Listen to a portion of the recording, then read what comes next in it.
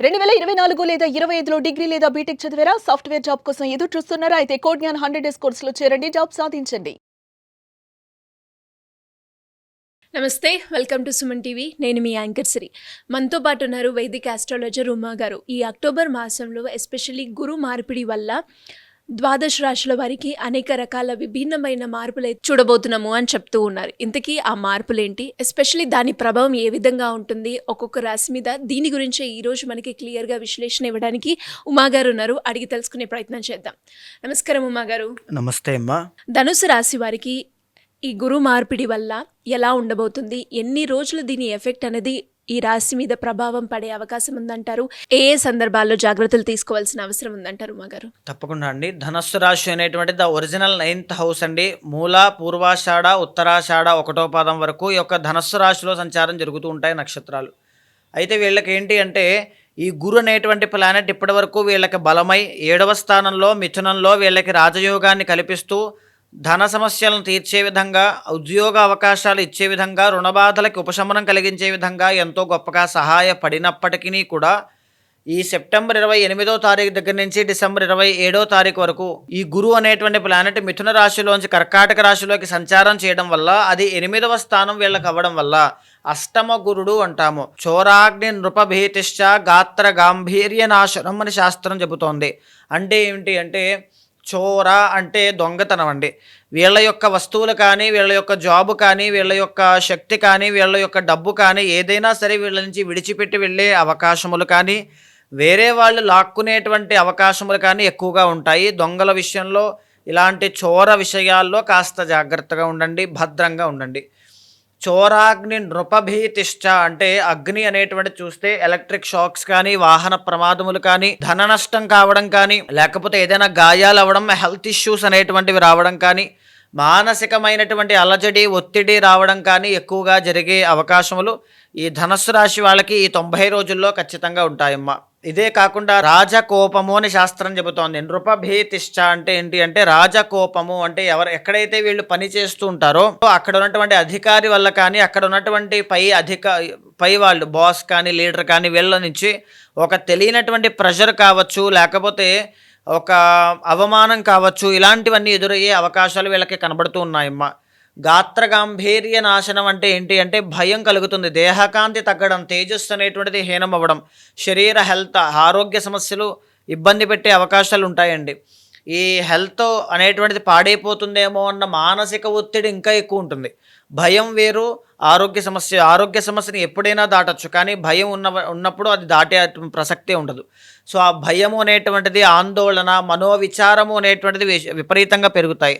గాత్రగాంభీర్య నాశనం అంటే అప్పటి వరకు ఒక పని చెప్తే అన్ని పనులు పూర్తయ్యేటువంటి వీళ్ళకి అక్కడి నుంచి వీళ్ళ యొక్క పటుత్వం తగ్గే అవకాశం 90 డేస్ ఉంటాయండి. అవమానం పడేటువంటి అవకాశాలు ఎక్కువగా ఉంటాయమ్మా.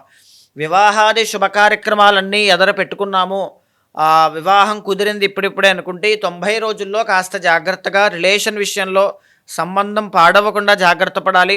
అష్టమంలో గురుడు అంటే కాస్త వివాహానికి వ్యతిరేకం కాబట్టి వివాహ విషయాల్లో, వివాహ ప్రసక్తి విషయంలో కాస్త డిలే అయ్యే అవకాశములు కానీ, పోస్ట్ పోన్ అయ్యే అవకాశములు కానీ ఉంటాయి. సంతాన విషయంలో సంతాన ప్రయత్నం చేసేటువంటి వాళ్ళకి నిరాశ, నిస్పృహలు అనేటువంటివి కనబడే అవకాశం కనబడుతోంది.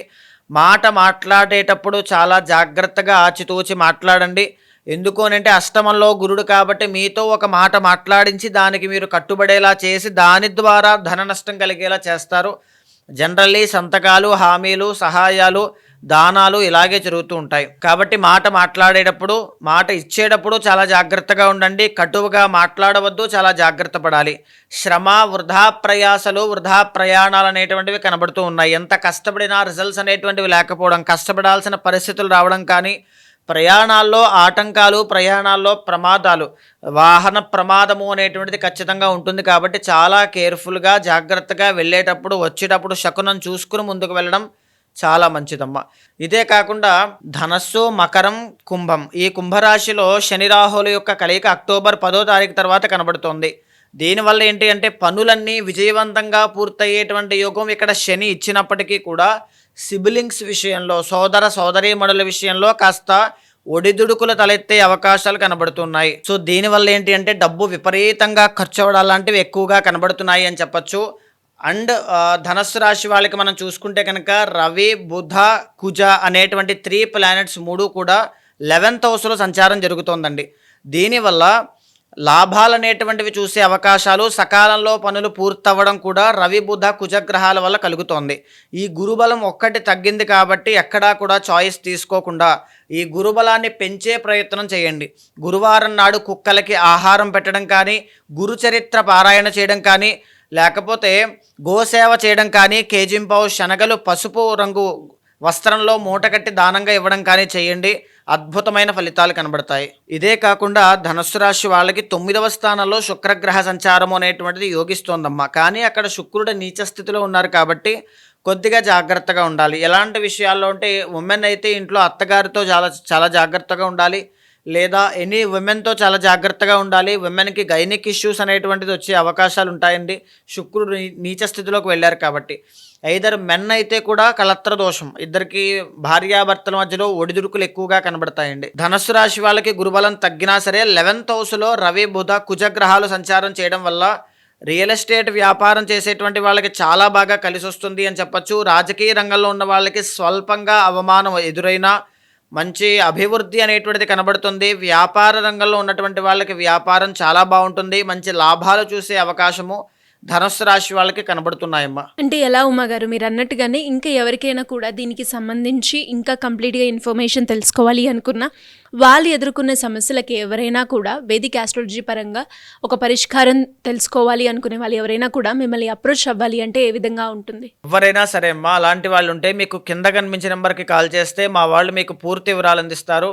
తప్పకుండా మీ జాతకాన్ని చూసిన తర్వాత గోచార గ్రహచారములు 2 సమన్వయం చేస్తూ ఏదేమి దోషాలున్నా శాంతి పరిహారములు ఆచరింపచేసి భగవత్ అనుగ్రహం కలిగేలా చేస్తాను. థ్యాంక్ యూ ఉమాగారు, థ్యాంక్ యూ సో మచ్. నమస్తే అమ్మా.